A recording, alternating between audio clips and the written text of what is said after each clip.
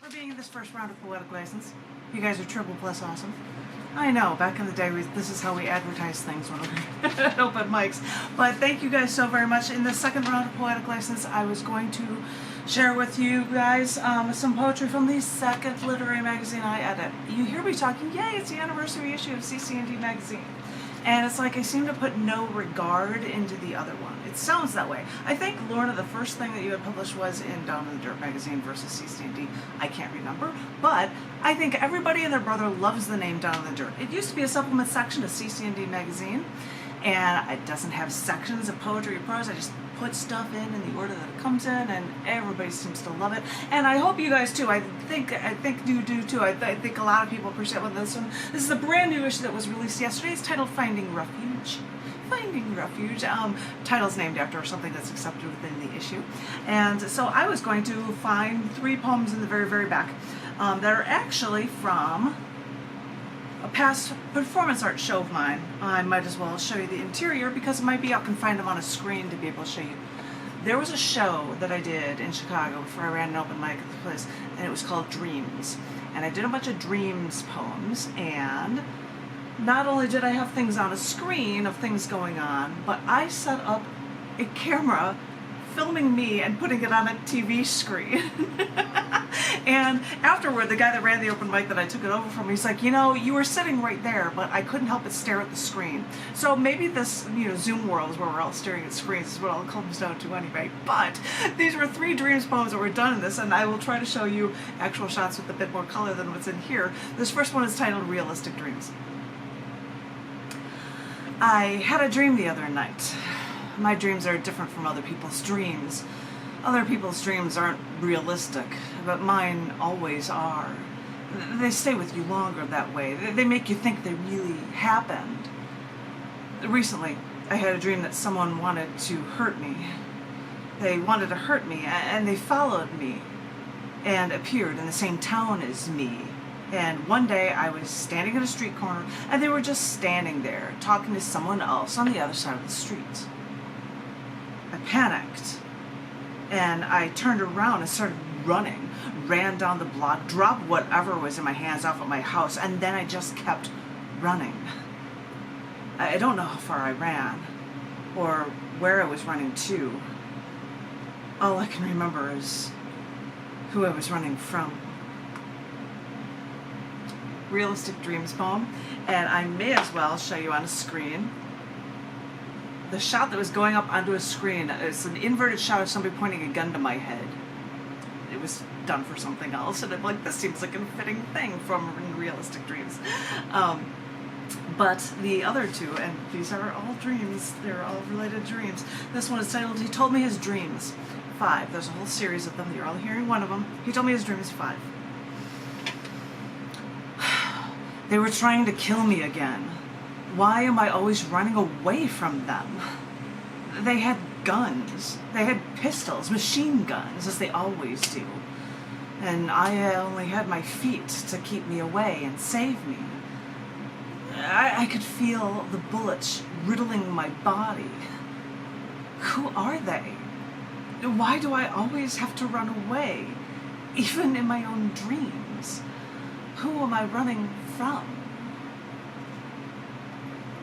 He told me his dreams 5.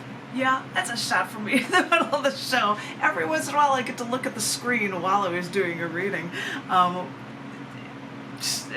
don't know how else to describe it. Oh, they were at me with guns. Here's another shot with, I think I'm in Halloween costumes pointing guns at people. So it all related to guns for these Dreams poems that are in these 2 for you guys.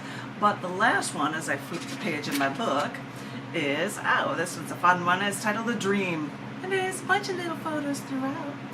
And it's titled The Dream. I walked past the slide, almost stepping on the boulder in a children's marble game.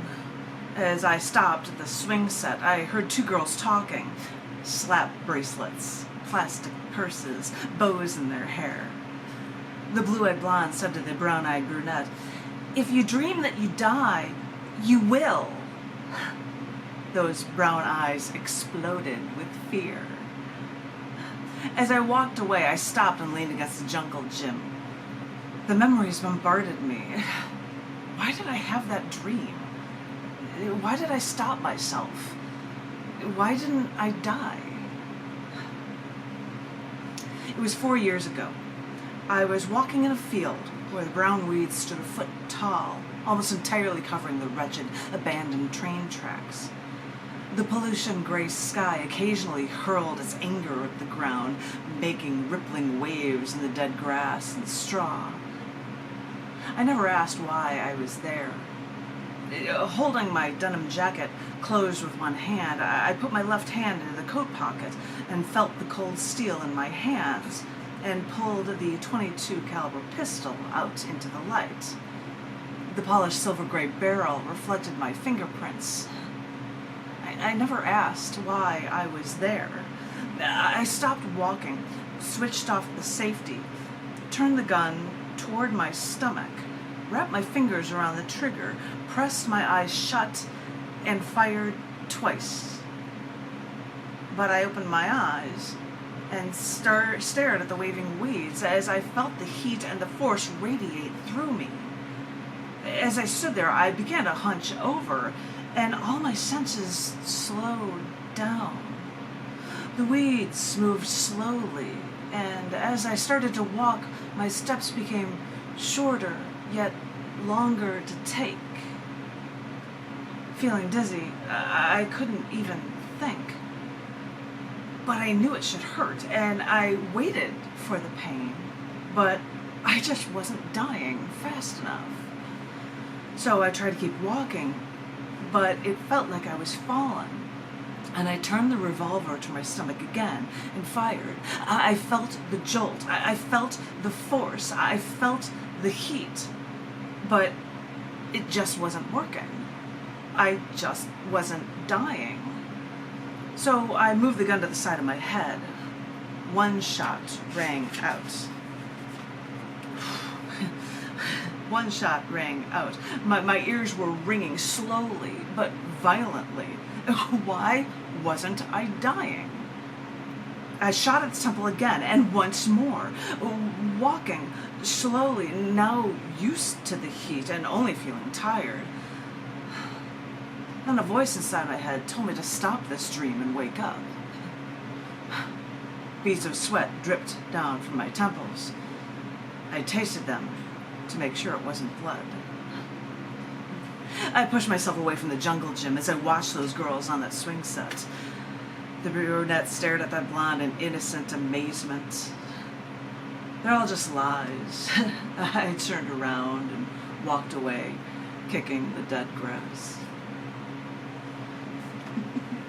That's a dream, and yes, I've got a little girl that's a little blonde here in my screen. But that was the fun thing about being able to do shows like this. I could stay behind and have a bunch of monitors going, but then if I thought they were going to be watching me, why don't I put on glasses while I'm doing my readings? I've got a few of them. You know, every once in a while I might look up. You're seeing video stills from the show, and yeah, I might as well close off. It's always fun to have glasses for, because then you don't know if they're staring at you or not while you're reading, with the light shining on you and you're having it in for a show. But anyway, those are my 3 from Down in the Dirt magazine. Down in the Dirt. As I said, it used to be a supplement of CC&D, but people just like it so much that I had to put word caps on prose, because everybody would be sending me novels, I think, because this is just something that everybody gets a kick out of and enjoys a lot. I hope you guys enjoy it too, but now we're going to go for another round so I can shut up. I hope that my Zoom host, John, is ready to go, because I would love it if you would just take it away with 3 pieces for you.